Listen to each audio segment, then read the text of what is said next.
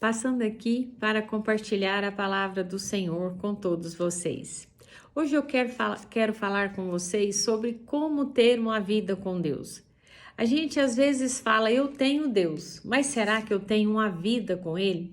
Uma vida de obediência, uma vida de retidão, uma vida de amor, de intimidade, de companheirismo, né? De negar a minha vontade para fazer a vontade dEle? Nós vamos ver tudo isto no decorrer da mensagem.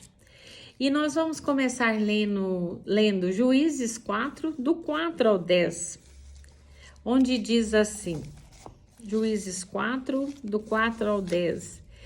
E Débora, mulher profetisa, mulher de Lapidote, julgava Israel naquele tempo. E habitava debaixo das palmeiras de Débora, entre Ramá e Betel, nas montanhas de Efraim. E os filhos de Israel subiam a ela a juízo. E enviou e chamou a Baraque, filho de Abinão, de Quedes, de Naphtali. Disse-lhe, porventura o Senhor Deus de Israel não deu ordem, dizendo: vai e atrai gente ao monte de Tabor, e toma contigo 10.000 homens dos filhos de Naphtali e dos filhos de Zebulon. E atrairei a ti para o ribeiro de Quizon Sísera, capitão do exército de Jabim, com os seus carros e com a sua multidão, e o darei na tua mão. Então lhe disse Baraque, se fores comigo, eu irei. Porém, se não fores comigo, não irei. Disse ela, certamente irei contigo, porém não será tua a honra pelo caminho que levas, pois a mão de uma mulher o Senhor venderá a Sísera. E Débora se levantou e partiu com Baraque para Quedes. Vamos ler somente até aqui. Gente, aqui está falando um pouquinho de Débora. Mas Débora, o que ela era? Débora era uma mulher casada, né?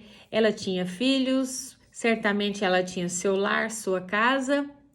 E Débora, ela era diferenciada. Acredito eu que pelo temor de Deus que ela trazia na sua vida. Débora, gente, ela era respeitada ali por todos, ela era profetisa. O que é ser uma profetisa? É ser boca de Deus na terra. Então, Débora, ela tinha a autoridade de Deus sobre a vida dela. E ali, o que nós vemos?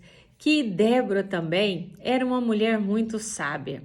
Ah, gente, uma mulher que se tornou juíza de Israel, que sentava debaixo das palmeiras, para quê? Para aconselhar o povo de Israel. Uma mulher que se tornou mãe do povo. Ah, ela era muito sábia.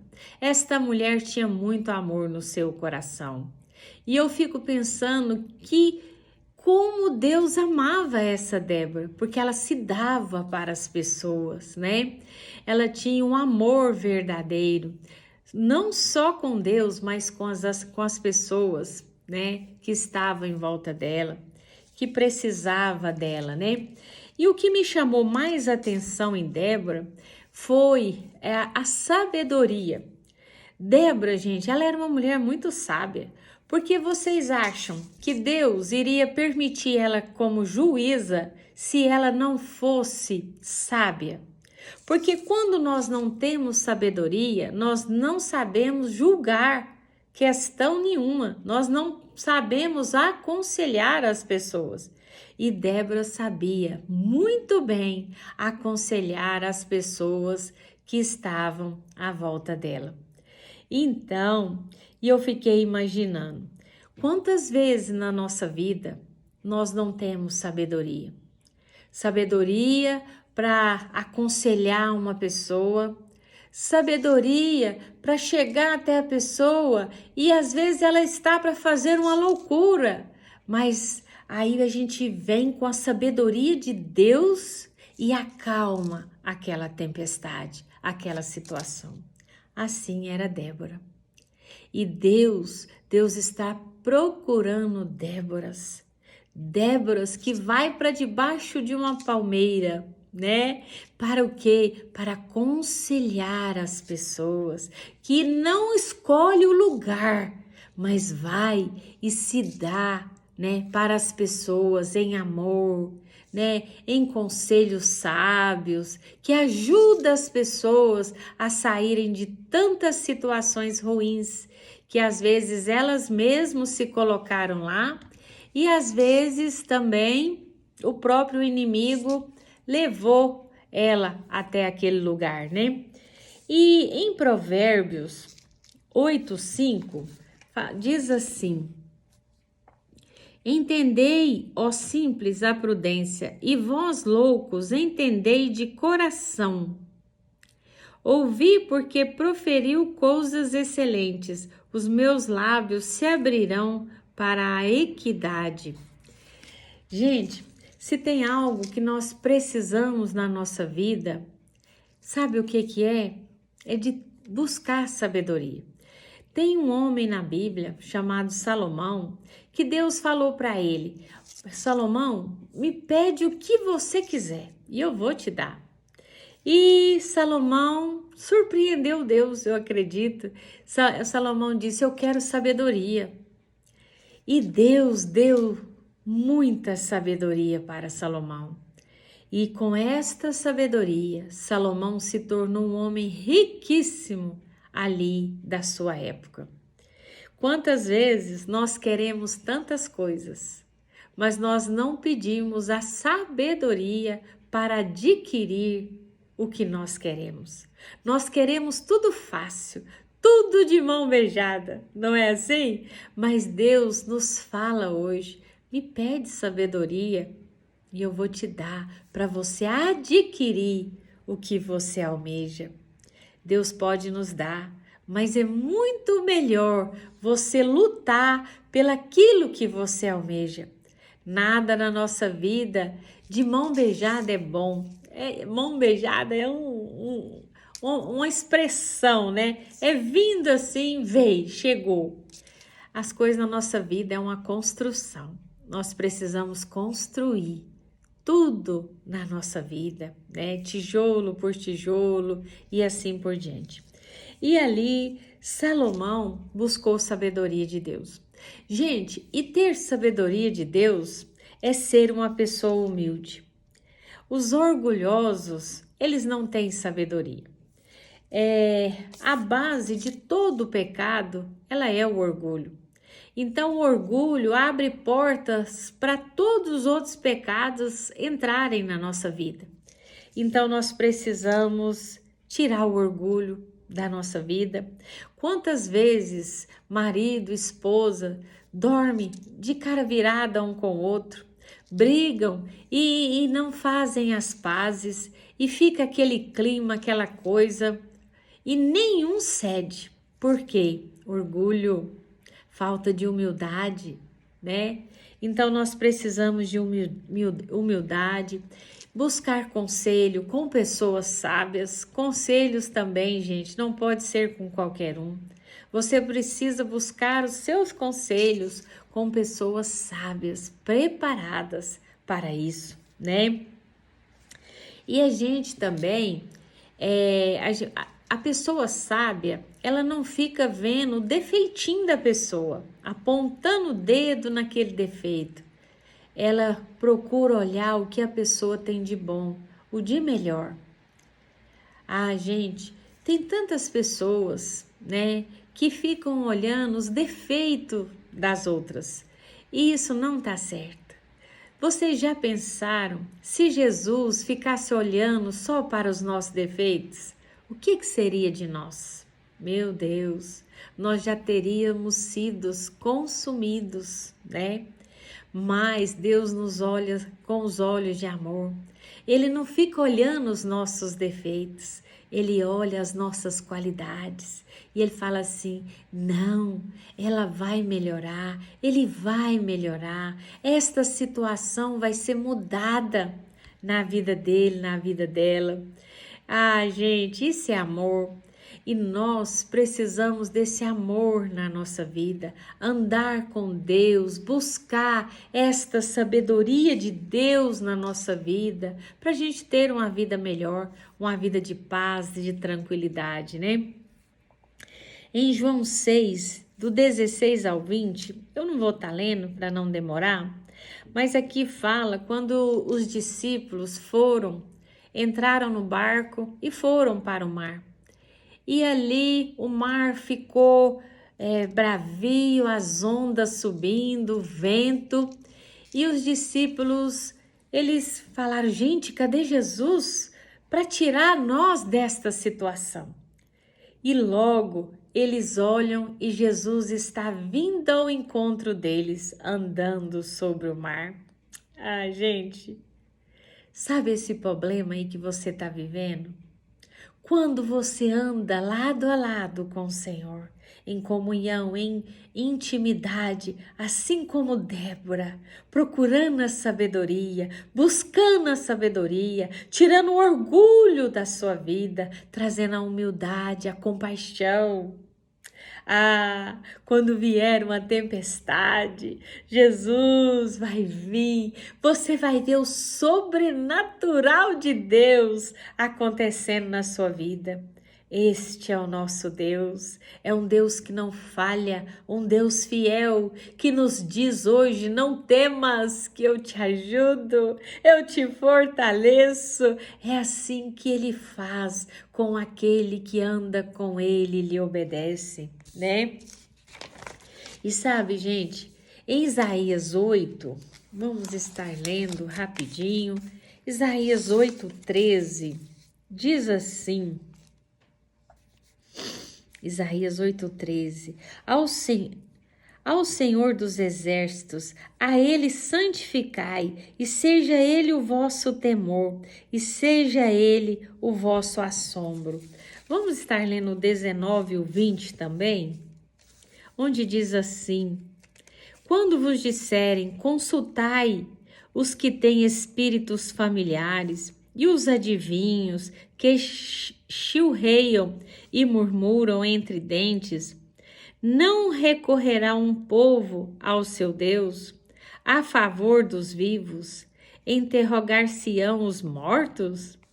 À lei e ao testemunho, se eles não falarem segundo esta palavra, nunca verão a alva. E passarão pela terra duramente oprimidos e famintos. Vamos estar lendo somente até aqui. Então, gente, o que está falando aqui em Isaías 8? Que nós precisamos nos santificar. Santificar a nossa vida, o nosso coração, né? Nós precisamos limpar a nossa vida, santificar a nossa vida. Nós precisamos depender de Deus, confiar somente em Deus. Aqui no versículo 19 ao 21, fala que as pessoas não estavam confiando em Deus, eles confiavam nos adivinhos, nas pessoas que já morreram, ficava consultando espíritos que não eram espírito de pessoas, né? Eram espíritos de demônio, e consultava tantas coisas, mas não ia para os pés do Senhor consultar o Senhor.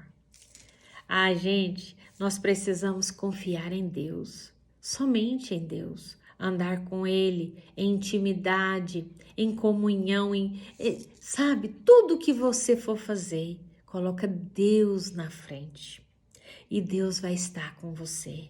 Santifica, nós precisamos nos santificar a nossa vida, né? Em Mateus 5:8, diz assim, Mateus 5:8, bem-aventurados os limpos de coração, porque eles verão a Deus. Ah, gente, que versículo mais lindo da palavra de Deus e tão importante para cada um de nós. Nós precisamos limpar o nosso coração. Nós somos templo do Espírito Santo. E o Espírito Santo não habita em nada que está sujo. Não adianta você chamar ele. Se tiver sujeira, ele não habita. Então, para nós sermos habitação de Deus, nós precisamos limpar o nosso coração, né? Fugir da aparência do mal, né? Então, o puro de coração, gente, é uma pessoa que reconhece os seus erros. Nós precisamos reconhecer os nossos erros. A palavra de Deus é ela que nos limpa. Então, se você quer ser limpa totalmente, é a palavra de Deus que vai te limpando. E o Espírito Santo vai vindo e vai nos santificando a cada dia, né? E ali a gente vê que a palavra de Deus é como um espelho. Você olha no espelho e você se vê. E tem hora que você vê tantas imperfeições, você fala assim, não, tem que tampar isso aqui, nossa, tá muito feio em mim. E a palavra de Deus é assim, quando nós lemos ela, nós vamos vendo as nossas imperfeições e nós vamos nos limpando. A palavra de Deus é como a água que nos limpa, que nos lava, que nos purifica das imundícies da nossa vida. Então, esta palavra nós precisamos ler, reler, para nós sermos limpos, né? Limpos de toda a impureza e buscarmos, né, o sangue de Jesus para que a gente venha nos purificar totalmente, né? E quem vai entrar nos céus? Quem vai entrar nos céus? Os limpos de mão e os puros de coração. Então, vamos limpar a nossa vida, limpar o nosso coração. Se tem uma mágoa, um ressentimento na sua vida, tira isso da sua vida. Não vale a pena, não vale a pena. Porque se amanhã Jesus te chama, se hoje Ele te chama, e se o seu coração estiver sujo, como que você vai entrar no céu? Vai entrar nos céus os limpos de mão e os puros de coração.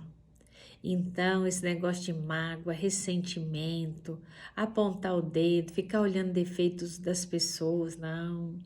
Isto não é de pessoas que têm Deus, que têm uma vida com Deus. Quem tem vida com Deus age diferente. Amém? Em Zacarias 4:6 diz assim, vamos estar lendo aqui. Zacarias 4:6. E respondeu e me falou dizendo, esta é a palavra do Senhor a Zorobabel, dizendo, não por força nem por violência, mas pelo meu espírito, diz o Senhor dos exércitos. Aleluia! Louvado seja o Senhor. Então, gente, na nossa vida, nada é por força. Tudo é pelo Espírito Santo de Deus. Às vezes nós queremos fazer as coisas do nosso jeito, do jeitinho nosso, né? Dá tudo errado, o final é trágico. Nós temos que entender que não é nada por nós mesmos. É claro que nós temos que nos esforçarmos, caminharmos para o propósito do Senhor. Mas quem faz todas as coisas é o Senhor. Não é a nossa força. Não, sabe? Tem pessoas que querem as coisas na marra. Não é por força nem por violência. É pelo Espírito Santo de Deus. E quando nós entregamos tudo nas mãos de Deus, as coisas começam a acontecer. E nós precisamos depender do Espírito Santo de Deus, né? Tem pessoas que querem o quê? Aplausos, elogios, e elas andam atrás disso. Não anda atrás disso, não. Anda com o Espírito Santo de Deus.